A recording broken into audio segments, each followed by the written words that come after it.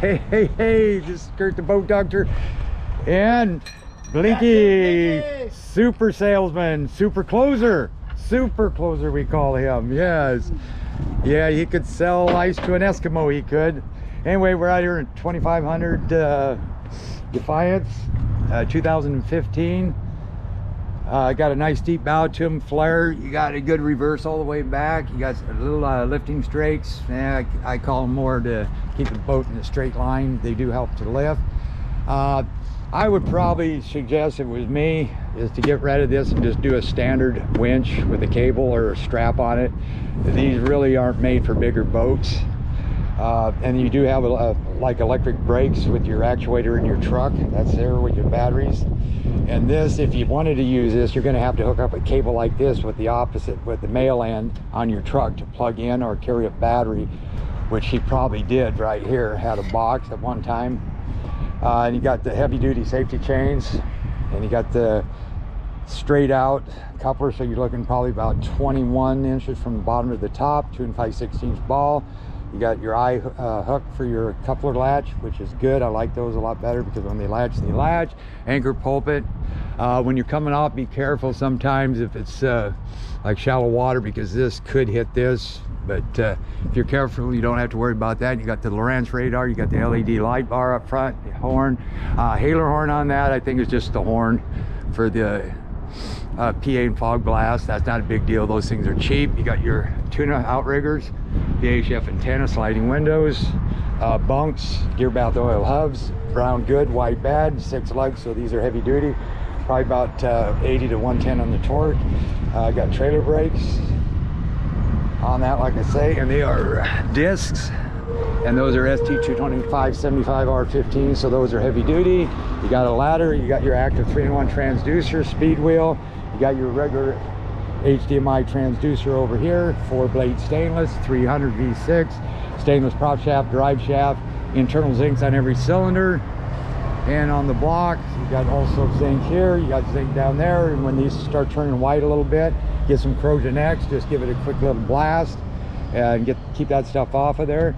You got a T25 here, high thrust. It'll push it about maybe 10 miles an hour, so good conditions out for tuning. Maybe you can run that one for tuna. Offshore bracket, you do have your plug there, and you have a plug for the offshores independent of that, so that's separate. And over here again, brown good, white would be bad. Got a V-block rollers. Again, these aren't meant for the boat to ride on. See how they're a little squished down there, down the road. Not a big deal, but you might have to replace those. But don't submerge the trailer, because then you're putting all the weight on that, and that's what's causing that. So that's just in case you submerge the trailer, they ride on those, not to support the boat. Heavy duty, galvanized trailer. Got another VHF, got pole holder, wrapped around rails. You got your HDS 5 in the back, Lowrance, that's hooked up to the front. You got your Lowrance radio, I think it's a Link 8. We'll come back into here. You got rear deck steering tied into your main, your 300. And then you got your, yeah, it's the same radio as front, so it's got AIS. It's linked up to NEMA 2000 network. DEC controls. There's HDS 5. Got your suicide knob there, that steers good. Tie bar the kicker in. These are the fish boxes. And one nice thing with the Defiance, that's why you get all this room in here, because they don't have all that wasted space in the back for batteries, because your batteries are in the cabin. Foot toe holes, no place for crabs to hide. You got good self bailers. You got the ping pong balls instead of the rubber that ends up rotting on you. And then you got your bilge pump to test that. The batteries are off right now, so that's how you can test it, to see if the automatic part works on that bilge pump. These are your seacog valves. So basically that's drain. I'm gonna check something out when I'm out there. This one here is for your wash down. That's your Yamaha 10 micron. You got 2 of them. Change those once a year, no matter what. Stick with Yamaha because they got a heavier paper element. So if you did get water, you could probably get the water out and it would still run. This valve here, of course, if you have down, is going to drain this one out over here. If you twist it like this, then it's going to pump that one out. And that's your macerator pump. Then you just go like that and lock it down. And the nice sea glazed doors, rear light, that works. You got the GPS and Sirius antenna.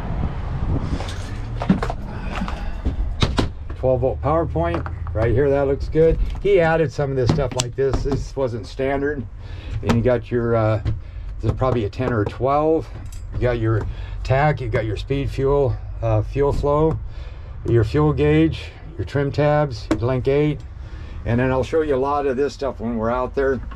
Horn works, wipers work, spreader lights. That's that one. So that works. Big well, don't have. Nav lights worked.